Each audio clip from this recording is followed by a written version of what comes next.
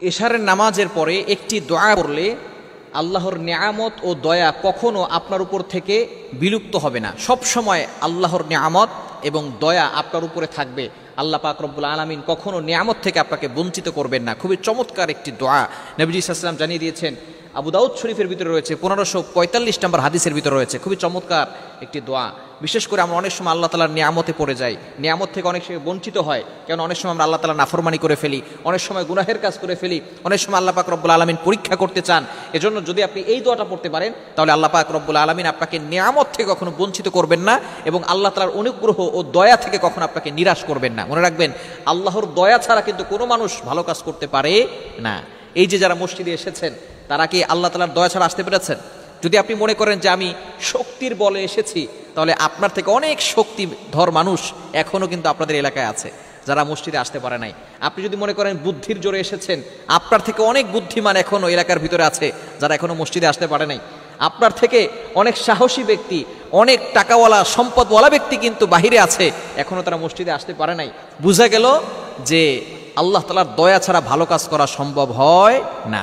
এই জন্য অবশ্যই আপনি বেশি বেশি করে এই দোয়াটা পড়বেন। এটা হচ্ছে আবু দাউদ শরীফের 1545 নম্বর হাদিস। চমৎকার দোয়াটা কি? আল্লাহুম্মা ইন্নী আউযু বিকা মিন যাওয়ালি নি'মাতিক, আল্লাহুম্মা ইন্নী আউযু বিকা মিন যাওয়ালি নি'মাতিক ওয়া তাহভিলি আফিয়াতিক। কি চমৎকার দোয়া! আল্লাহ, আমি আপনার কাছে আশ্রয় প্রার্থনা করছি আপনার নিয়ামত বিলুপ্ত হওয়া থেকে, অর্থাৎ আপনার নিয়ামত যাতে করে বিলুপ্ত না হয় এজন্য আমি আপনার কাছে আশ্রয় প্রার্থনা করছি।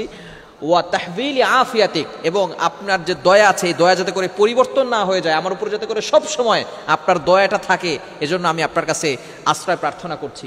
এজন্য এই দোয়াটা বেশি বেশি পড়বেন। আল্লাহুম্মা ইন্নী আউযু বিকা মিন যাওয়ালি নি'মাতিক ওয়া তাহভিলি আফিয়াতিক। এই দোয়াটা পড়া যাবে না ইনশাআল্লাহ? বেশি বেশি এই দোয়াটা পড়বেন। বিশেষ করে এশারা নামাজের পরে পড়বেন, রাতের বেলা পড়ে এটা ঘুমাবেন। আমরা রাতের বেলা কিন্তু অনেক সময় বিভিন্নভাবে বিপদে পড়ে যায়, এই জন্য রাতের বেলা ওযু করে ঘুমানোর চেষ্টা করবেন এবং এই আমলগুলো করবেন। রাসূলুল্লাহ সাল্লাল্লাহু আলাইহি ওয়াসাল্লাম কিছু আমল করতেন। এছাড়া আপনি এই দোয়াটা অন্যান্য সময় পড়তে পারেন, ফজর নামাজের পরেও পড়তে পারেন, রাতের বেলাও পড়তে পারেন। বিশেষ করে আপনার নিয়ামতের প্রয়োজন আছে, নিয়ামত ছাড়া কিন্তু কোনো মানুষ চলতে পারে না। আল্লাহ তাআলা আমাদেরকে কত নিয়ামত দিয়েছেন দেখেন। এই যে আমাদের চক্ষু দিয়েছেন, হাত দিয়েছেন, পা দিয়েছেন, কত নিয়ামত দিয়ে আল্লাহ তাআলা ভরপুর করে দিয়েছেন।